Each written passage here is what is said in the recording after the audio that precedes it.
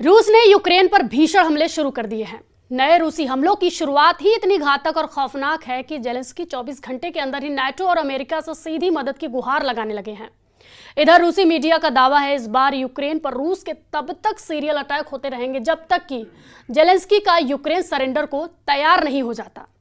News 18 के digital platform पर आपका स्वागत है। मैं हूं प्रिया सिंह।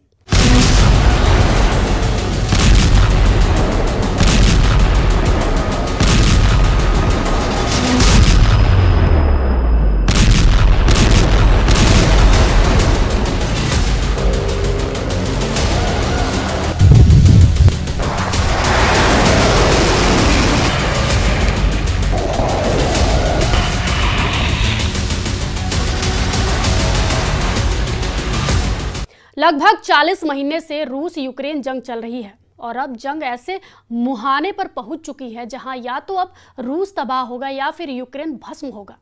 रूस के साइबेरिया इलाके में जिस तरह से यूक्रेन ने 117 आत्मघाती ड्रोन से रूस के 5 सैन्य एयरबेस को तबाह किया है, उसने पुतिन को अब पूरी तरह से बेकाबू कर दिया है। अब तो वॉर एक्सपर्ट्स में भी कहने लगे हैं कि जेलेंस्की ने भले ही रूस पर हुए इस हमले को करने में 18 महीने का वक्त लगाया हो, लेकिन अब रूस 18 हफ्ते में पूरे यूक्रेन को रौंद कर रख देगा। 5 एयरबेस पर हमले के बाद से यूक्रेन पर रूसी हमले शुरू हो चुके हैं। दावा किया जा रहा है कि रूस के ये हमले सीरियल अटैक की तरह लगातार होंगे और यूक्रेन के सभी डिफेंस सिस्टम को तबाह करने के बाद यूक्रेन के बड़े इलाके पर कब्जा किया जाएगा।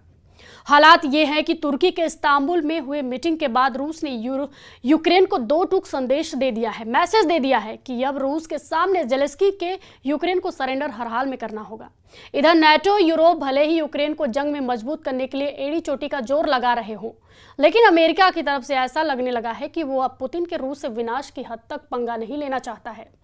अब हम आपको दिखाने जा रहे हैं कि कैसे पुतिन के रूस ने एयरबेस पर हुए हमलों का बदला लेना शुरू कर दिया है और यूक्रेन को तिल तिलक करके मारना शुरू कर दिया है।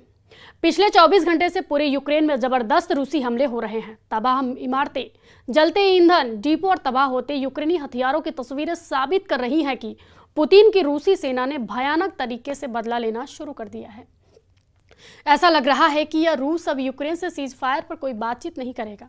जिस तरह से क्राइमिया पुल पर लगभग 1100 से 1200 किलो के बम धमाके से यूक्रेनी सेना ने हमला किया है, उससे रूसी सेना को और ज्यादा भड़का दिया है। उसने पहले रूस के 5 एयरबेस पर यूक्रेनी हमले और फिर क्राइमिया के पुल पर यूक्रेनी हमले ने साबित कर दिया है कि जेलेंस्की का यूक्रेन आग के साथ खेल रहा है, जिसके पीछे कहीं ना कहीं जर्मन, फ्रांस, ब्रिटेन जैसे देश मौजूद हैं। लेकिन पुतिन ने जिस तरह से ट्रंप के साथ 75 मिनट की फोन वार्ता यानी फोन कॉल के तुरंत बाद यूक्रेन पर हमले शुरू किए हैं, वो साबित करते हैं कि यूक्रेन के बहुत बुरे दिन शुरू हो चुके हैं। रूस ने 5 जून को सुबह से यूक्रेन पर पैमाने पर मिसाइल ड्रोन हमले किए हैं, जिसमें राजधानी कीव समेत 12 शहर शामिल हैं। वहीं कीव में ड्रोन हमले से कई आवासीय इमारतों और नागरिक बुनियादी ढांचे में आग लग गई, जिसमें कम से कम 16 लोग घायल हुए। मेयर विटाली क्लिट्स्को ने इसकी पुष्टि की है। रूस ने अपने Tu-95MS स्ट्रेटेजिक बॉम्बर्स से क्रूज मिसाइलें दांगी, जिसके बाद यूक्रेन के सभी क्षेत्रों में हवाई हमले की चेतावनी जारी की गई। पश्चिमी यूक्रेनी शहर टेर्नोपिल, जो आमतौर पर रूसी हमलों को निशाना नहीं बनाया जाता है, वहां भी बुनियादी ढांचे और औद्योगिक सुविधाओं पर हमले हुए, जिससे शहर के कुछ हिस्सों की बिजली गुल हो गई। लुत्स्क में भी हताहतों की खबरें सामने आई, जहां एक अपार्टमेंट की छत, वाहन और व्यावसायिक संपत्तियां क्षतिग्रस्त हुई हैं। यूक्रेन के उत्तरी शहर प्रिलुकी में एक ड्रोन हमले में एक आवासीय इमारत ढह गई, जिसमें 1 साल के बच्चे, उसकी मां और दादी सहित 5 लोगों की मौत हुई है। इस वक्त रूस पूर्वी और पश्चिमी यूक्रेन पर बेहद तेज हमले कर रहा है। जो जानकारी मिल रही है उसके मुताबिक Donetsk, Kherson, Kharkiv, सुमय, चर्नीव, Mykolaiv, Zaporizhzhia, Luhansk और बेदियांस्क के इलाके शामिल हैं। रूसी सरकार के प्रवक्ता पहले ही कह चुके हैं कि रूसी सेना हम अपने तैयारियों के साथ लगातार हमले करती रहेगी। Загалом за одну цю ніч було більше 400 ударних дронів, більше 40 ракет, в тому числі балістичних ракет. Цим ударом росіяни пошкодили в Києві житлові будинки, звичайно, а вже ж, звичайно, міську інфраструктуру. В Луцьку, на Волині вони зруйнували ये हमला रूसी राष्ट्रपति व्लादिमीर पुतिन और अमेरिकी राष्ट्रपति डोनाल्ड ट्रंप के बीच 4 जून को हुई फोन पर बातचीत के एक दिन बाद हुआ है। ट्रंप ने बताया था कि पुतिन ने यूक्रेन के ऑपरेशन स्पाइडर वेब के जवाब में कड़ी जवाब देने की बात कही थी। वहीं ब्रिटेन में मौजूद रूस के राजदूत आंद्रेई केलिन ने यूक्रेन के ऑपरेशन स्पाइडर वेब के लिए ब्रिटेन को आंशिक रूप से जिम्मेदार ठहराया और चेतावनी दी कि यह तीसरे विश्व युद्ध को भड़काने की कोशिश हो सकती है। केलिन ने दावा किया कि इस तरह के हमलों के लिए उच्च तकनीक और जियोस्पेस्ड डेटा की जरूरत होती है जो ब्रिटेन और अमेरिका के पास है। उन्होंने साफ तौर पर कहा है कि इस हमले में ब्रिटेन की भूमिका हो सकती है, जबकि ट्रंप ने अमेरिका की किसी भी भूमिका से इनकार किया है। यूक्रेन ने रूस के 5 एयरबेस पर हमला करके रूस को भारी नुकसान पहुंचाया है।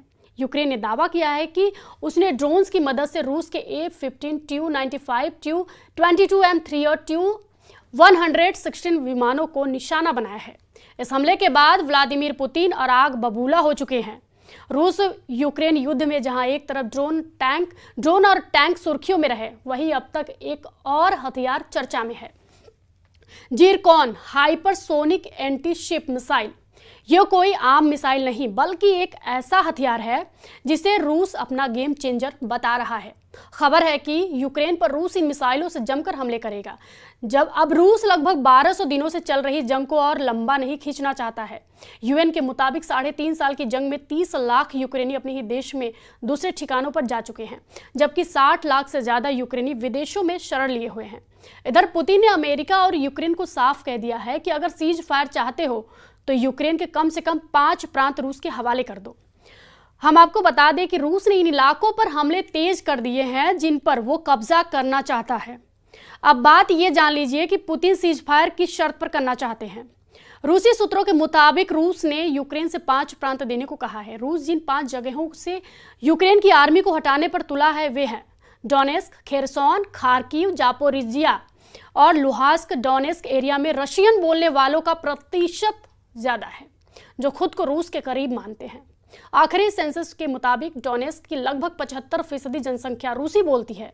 वे कल्चरली भी रूस से जुड़े हुए हैं। इसके अलावा साल 2014 में क्रीमिया के रूस में विलय के बाद यहाँ के लोग खुलकर मॉस्को के सपोर्ट में आने लगे हैं। यूक्रेनी सेना और रूसी सपोर्टरों के बीच भारी जंग भी हो चुकी है। 5 जून को यूक्रेन ने रूस के ब्रोयांस्क ओब्लास्ट में क्लिंट्सिस शहर के पास रूसी मिसाइल सैनिकों के ठिकाने पर हमला किया। यूक्रेन के सशस्त्र बलों के जनरल स्टाफ के अनुसार इस हमले में एक स्कंदर मिसाइल लॉन्चर नष्ट हुआ और 2 अन्य को गंभीर नुकसान पहुंचा था।